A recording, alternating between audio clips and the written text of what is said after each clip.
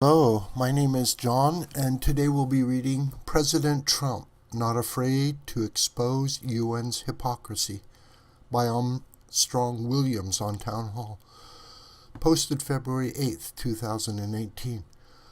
Called one of the most recognized conservative voices in America by the Washington Post, Armstrong Williams is a pugnacious, provocative, and principled voice for conservative and Christian values in America's public debate.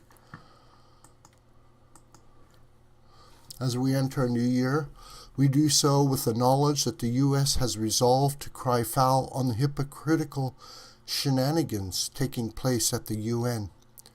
Recently, the world body embarrassed itself by blasting the United States for our decision to move the American embassy to Israel's capital city, Jerusalem. President Trump has sounded the alarm that he will not silently abide a corrupt institution that relies on American financial support to even operate, and demonstrated that he will stand up strongly for Israel, our beloved ally. Unlike his predecessors, who broke campaign pledges to move the U.S. Embassy in Israel to Jerusalem and recognized the holy city as Israel's capital, President Trump actually walked the talk and honored a law passed by Congress 2 decades ago requiring America to move its embassy from Tel Aviv to Jerusalem.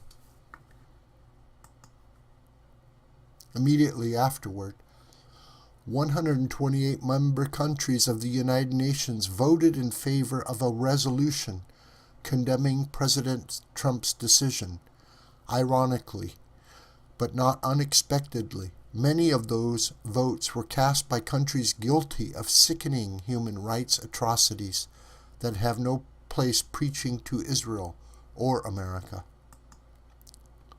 The vote was the latest evidence that the United Nations regularly sides with the most egregious human rights violators against Israel, a thriving democracy with a demonstrated willingness to take far-reaching steps for peace.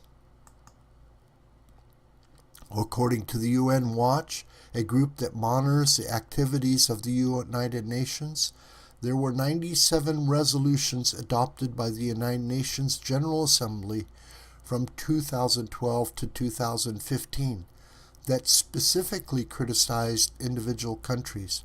Of those 97 resolutions, 83 focused solely on Israel, an absurd 86%.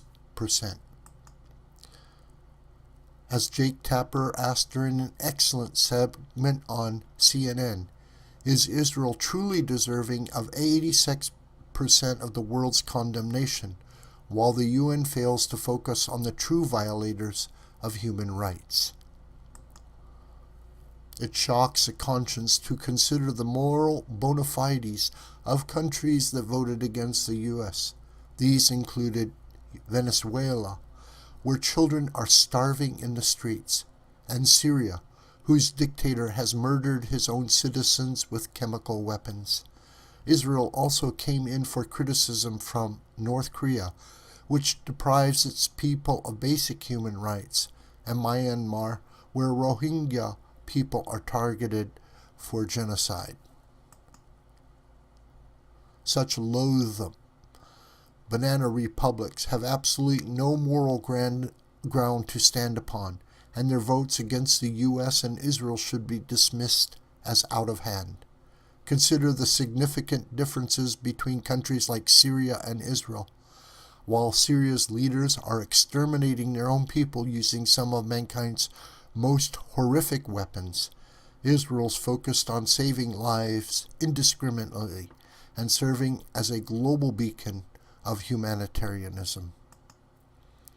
Just before Christmas, a Syrian baby's life was saved at the neonatal intensive care unit at the Edmund and Lily Safra Children's Hospital at Sheba Medical Center, Israel's national hospital. The 2-day-old Syrian baby was born with a serious congenital heart defect. The baby's parents, Syrian refugees seeking asylum in Cyprus, were granted permission with open arms to fly into Israel, where a world-class Israeli medical team provided life-saving heart surgery. The ethos of the Sheba Medical Center reflects Israel's ethos of providing top-notch care to everyone, regardless of background or nationality. While Syria continues a 7-year brutal civil war in which more than 500,000 people have been killed, millions have been displaced, and children are callously ripped apart in bombings, Israel maintains its unwavering commitment to the highest standards of humanitarianism in both war and peace. Let's face the fact that the UN lost its moral credibility years ago as a result of its consistent hostile marginalization of Israel. From the UN General Assembly passing an Arab and Soviet-sponsored resolution declaring Zionism a form of racism and racial discrimination in 1975, to Israel being the only country to appear on the UN Human Rights Council's permanent agenda instead of other countries with proven records of horrid human rights abuses such as Iran and Sudan. The UN's anti-Israel record is atrocious.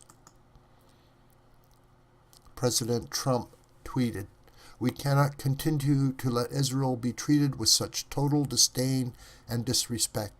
They used to have a great friend in the U.S."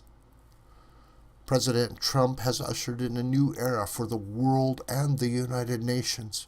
One of the central tenets of President Trump's philosophy is that America is no longer going to try to please everyone and turn a blind eye to just injustice.